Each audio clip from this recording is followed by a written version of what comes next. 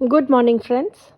आज फिर से हम कुछ क्वेरीज लेंगे और सबसे पहली क्वेरी है रियल मैटर की तरफ से।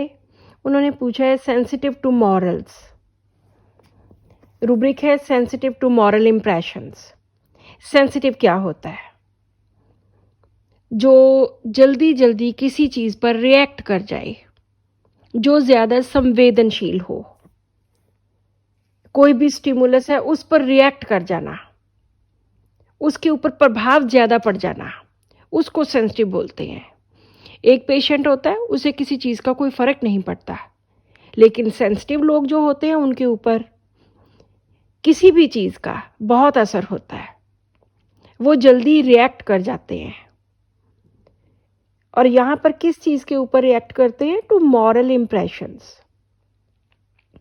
मॉरल्स होता है आपकी नैतिकता, आपको राइट रॉन्ग की कितनी पहचान है, जो सोसाइटी में एक्सेप्टेबल है या नहीं है, जो एथिक्स है। लेकिन हम अपने रूब्रिक्स को किस तरह से पेशेंट्स में फिट करेंगे, या क्या पेशेंट बोलेगा तो हम ये सेंसिटिव टू मॉरल इम्प्रेशंस लेंगे। कई बार देखने को मिलता है कि पेशेंट कहता है कि डॉक्टर साहब मैं सुबह से देखो बीमार पड़ी हूँ, सुबह से मैं सिर बांध के पड़ी हूँ, लेकिन किसी ने मुझे चाय तक नहीं पूछा।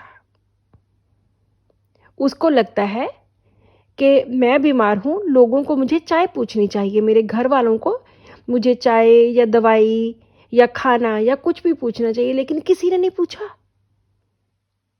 This is sensitive to moral impressions. कि मैं बीमार हूं, उनको पता होना चाहिए। या दूसरी एग्जाम्पल, आज हमारे घर गेस्ट आने हैं और डॉक्टर साहब देखो मैं सुबह से सफाई कर रही हूँ, किचन का काम कर रही हूँ, सब कुछ कर रही हूँ, लेकिन बाकी घर वाले बस आराम से अपनी मौज मस्ती में चल फिर रहे हैं। इनको पता नहीं है कि रात को इतने गेस्ट आएंगे और थोड़ी हेल्प करवा दें। तो हम कहते हैं कि आप उनको बोल दो हेल्प के लिए। तो ये पेशेंट बोलेगा कि क्यों बोल दूं, इनको खुद को नहीं पता। क्योंकि ये सेंसिटिव है मॉरल्स के लिए, इसलिए ये ऐसी बातें करेगा। ये किसी को कहेगा नहीं, बल्कि एक्सपेक्ट करेगा कि दूसरा खुद ब खुद मुझसे पूछे। सो इस तरह से हम सेंसिटिव टू मॉरल इम्प्रेशंस लेते हैं। इसमें 18 मेडिसिन हैं। नेक्स्ट क्वेश्चन है डॉक्टर अच्युतानंद धर जी का। उन्होंने 4-5 चीज़ें पूछी हैं।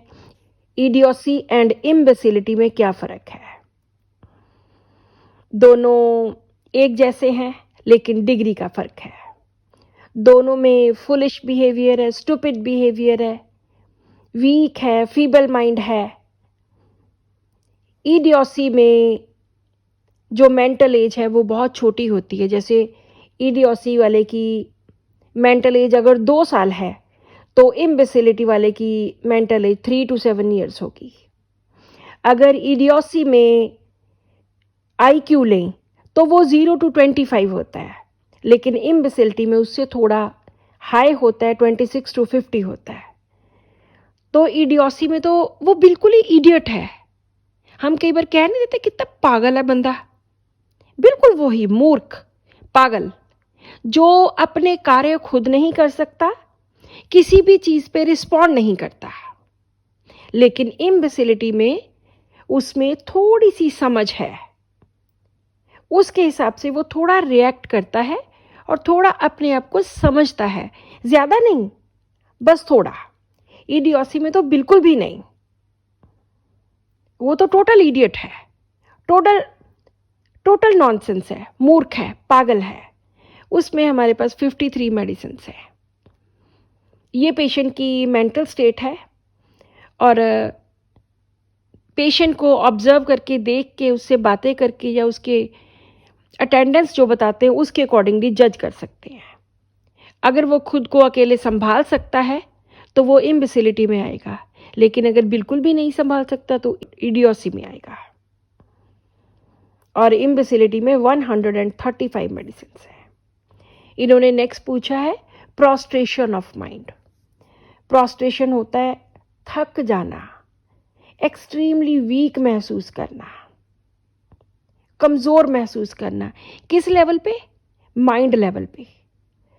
सो ये एक बहुत बड़ा रूब्रिक है, इसमें बहुत सारी मेडिसिन है। प्रोस्ट्रेशन ऑफ माइंड, थकावट हो जानी, थक जाना, माइंड थक जाना, कुछ भी करने को मन ना करना। इनका नेक्स्ट रूब्रिक है फर रैप्स इन समर। मैं तो सभी रूब्रिक्स को मोस्टली जो डायरेक्ट मीनिंग्स होते हैं उसी हिसाब से लेती हूँ। इस रूब्रिक को भी मैंने यूज़ किया है, लेकिन डायरेक्ट लेकर, मतलब कोई भी मैंने मेटाफर नहीं बनाया। हमारे कई डॉक्टर्स हैं जो मेटाफर्स बहुत अच्छी तरह इस्तेमाल कर सकते हैं, लेकिन मुझे लगता है कि जो डायरेक्ट रूब्रिक्स हैं वो ज़्यादा अच्छी तरह से इस्तेमाल किए जा सकते हैं। फर, जो फर होती है, जो गर्मी देती है, जो हीट देती है, जो वार्मथ देती है। रैप्स इन समर, गर्मियों में फर में रैप हो जाना। गर्मियों में इतनी गर्मी होती है, लेकिन ये लोग इतने चिल्ली होते हैं, फर में रैप होके, फर को अपने इर्द गिर्द लपेट के बैठ जाते हैं, सो जाते हैं। तो इस तरह से अगर कोई ऐसा पेशेंट है जो खुद को लपेट के, फर के साथ, फर तो बहुत हीट देती है, तो वहाँ पर हम ये ले सकते हैं। फर को हम दूसरी तरह से भी सोच सकते हैं कि दो दो कोट कोटियाँ पहन लेनी, दो दो सिर के ऊपर कैप्स पहन लेनी, कोट भी पहन लेना। गर्मी में भी मैंने हिपरसल्फ में ये रूब्रिक बहुत बार यूज़ किया है। हिपरसल्फ, हायोसेमस, कालियार्स एंड सोराइनम, ये 4 मेडिसिन है। सोराइनम भी यूज़ की है। तो फर को हम एज इट इज़ फर नहीं लेंगे कि अकेली फर ही, कोई भी वो चीज़ जो वार्मथ देती है, जो हीट देती है, जो सेक देती है, जो गर्मी देती है। तो इसमें 4 मेडिसिन हैं ये वाली। नेक्स्ट इन्होंने पूछा है हिपोक्रेसी। मैंने बहुत बार अपनी वीडियोस में हिपोक्रेसी, अफेक्टेशन, फीनिंग, प्रिटेंड करना, ये सब कुछ मैंने बहुत बार बताया है। इन सब में भी डिग्री का फ़र्क है। Hypocrisy highest degree of liar, झूठ बोलना, और हाईएस्ट डिग्री ऑफ जिनमें बिहेवियर जिनका बदल जाता है।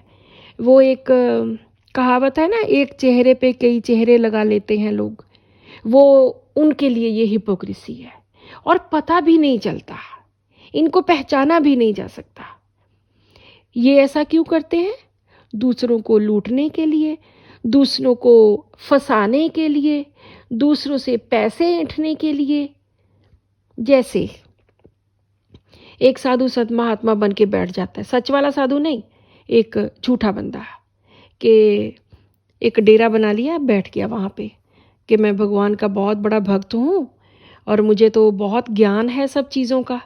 और लोग आते हैं, कोई कुछ मांगता है, कोई कुछ मांगता है।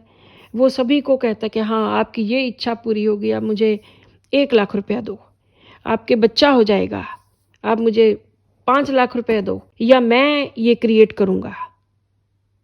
तो इस तरह से लोगों को जो अपना रियल कैरेक्टर है वो छुपा लेना, जो फॉल्स अपीयरेंस है वो लगा लेनी, जो खुद वो प्रैक्टिस नहीं करते वो चीज़ें दिखानी। हाथी के दांत, खाने को और दिखाने को और। इस तरह होता है हिपोक्रेसी, और आप इन लोगों को पहचान नहीं सकते। अफेक्टेशन में भी ऐसे ही होता है, लेकिन वो बहुत लो डिग्री का होता है, वो तो झट से पकड़ा जाता है अफेक्टेशन वाला। हिपोक्रेसी वाला पकड़ना थोड़ा मुश्किल हो जाता है, क्योंकि बहुत शातिर लोग होते हैं, झूठे लोग, शातिर लोग। नेक्स्ट क्वेश्चन जो पूछा है डॉक्टर धर्मराज पांडे, उन्होंने डिल्यूजन डाई पूछा है। डिल्यूजन डाई, डिल्यूजन जैसे कि मैं हर रोज़ बताती हूँ कि एक भ्रम भी हो सकता है, पेशेंट की परसेप्शन है, पेशेंट की सोच है, उसकी इमेजिनेशन है, उसको लगता है कि ऐसे होगा। तो यहाँ पर लगता है डाई, पेशेंट को लगता है he was about to die, वो मरने वाला है। बहुत सारी इसमें 62 मेडिसिन हैं। Patient is about to die, इसके नीचे बहुत अच्छे अच्छे सब रूब्रिक्स हैं। किस प्रॉब्लम में? हार्ट प्रॉब्लम में।